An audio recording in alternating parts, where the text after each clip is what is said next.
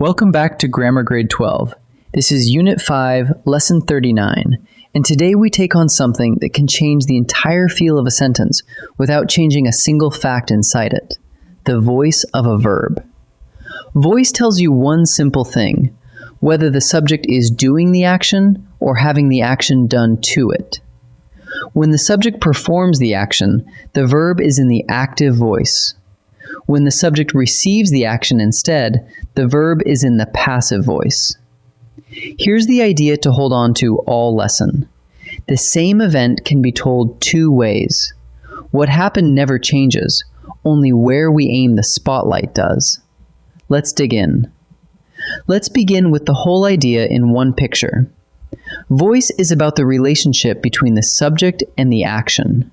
There are exactly two possibilities. Either the subject is doing the action, or the subject is having the action done to it. When the subject is doing the action, the verb is in the active voice.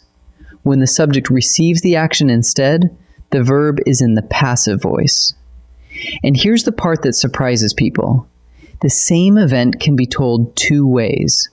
Nothing about the facts changes, only which player we put in the subject's chair and where we shine the light. Let's start with the active voice, because it's the one you already lean on most. In the active voice, the subject is the doer. It performs the action, and that action lands on an object. Watch the flow of this sentence. The senator is the subject. She's the one doing something.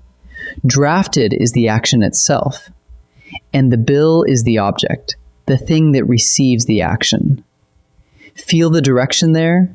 It runs straight ahead, from the doer, through the verb, to the receiver. That forward motion is exactly why active sentences feel so direct and alive. The actor comes first, and the sentence moves the same way the action moves. Now flip it into the passive voice. In a passive sentence, the subject is no longer the doer. It becomes the receiver. Listen to the same idea turned around. This time, the bill is the subject, sitting right up front. But it isn't doing anything at all. It's being acted upon. The verb is was drafted. And the doer? The senator has slipped all the way to the back, tucked inside a little by phrase.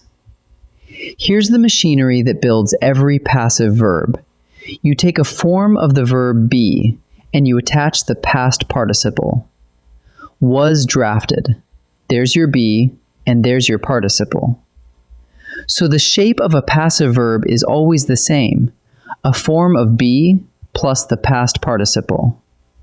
So how do you turn one into the other? There's a clean, repeatable move. Start with an active sentence. The jury reached a verdict. To make it passive, take the object, a verdict, and promote it to the subject. Then rebuild the verb with be plus the participle, was reached. Finally, take the old subject, the doer, and drop it into a by phrase at the end. The result? A verdict was reached by the jury. Same facts, opposite arrangement. And here's a bonus the passive gives you. You can let the doer disappear completely. A verdict was reached, and we never have to say who reached it. Now a limit you have to respect. Only transitive verbs can go passive. A transitive verb is one that takes a direct object, something for the action to land on. Think about why. The passive works by promoting that object up to the subject. No object, nothing to promote, no passive. Watch. The crew painted the mural. Painted has an object, the mural, so we can say the mural was painted. That flips cleanly. But now, the audience laughed. Laugh takes no object at all. Nobody laughs something. So there is simply no passive version. You can't say was laughed. The test is quick. If the verb has no direct object, it can never be made passive. Last question, and the most practical one. When should you use each voice? Here's the guiding rule for grade 12 and beyond. Prefer the active voice. It's more direct, more vigorous, and it names who's responsible. So most of your writing should live there. But the passive voice isn't a mistake. It's a tool, and there are 3 moments it earns its place. First, use the passive when the doer is unknown. The storefront was vandalized overnight, and nobody knows by whom. Second, use it when the doer simply doesn't matter. The results were published last week, and who pressed the button isn't the point. And third, use it when you want to spotlight the receiver.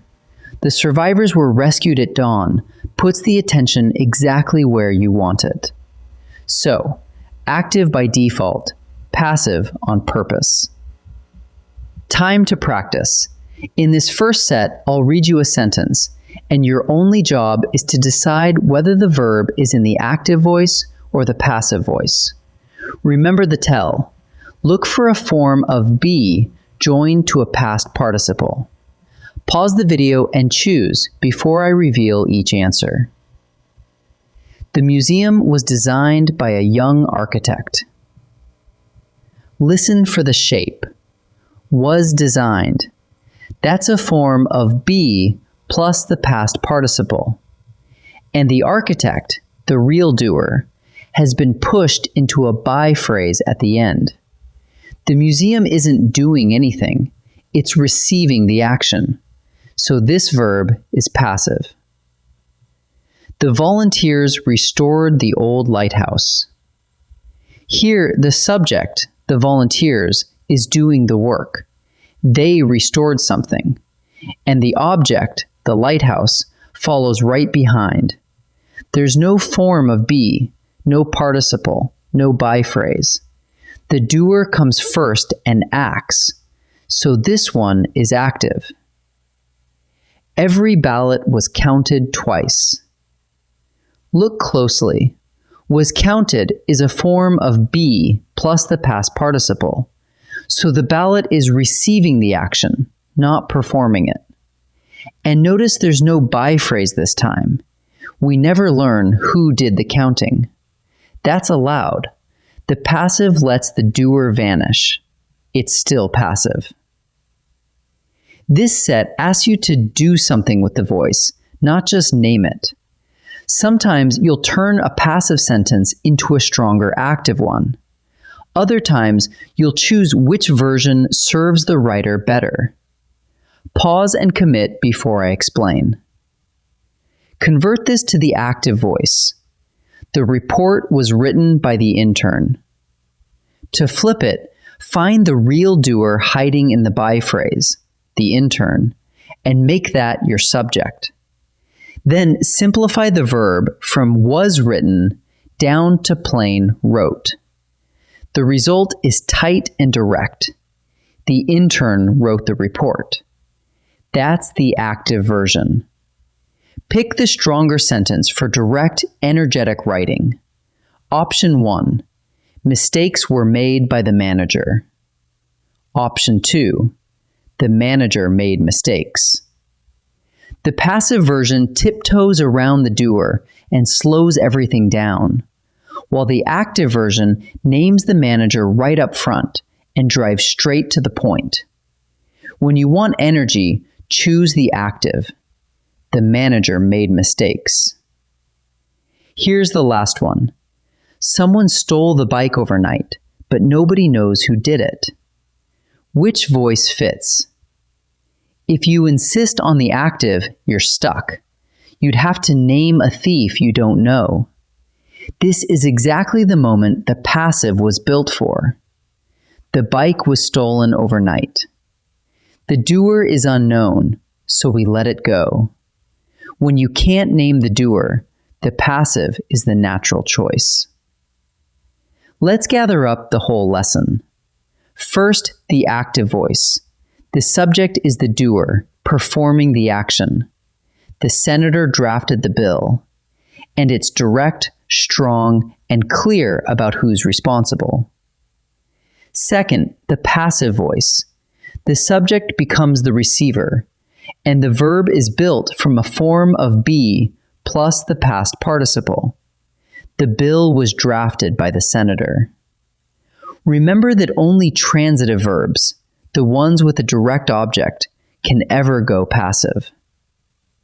And third, the choice between them.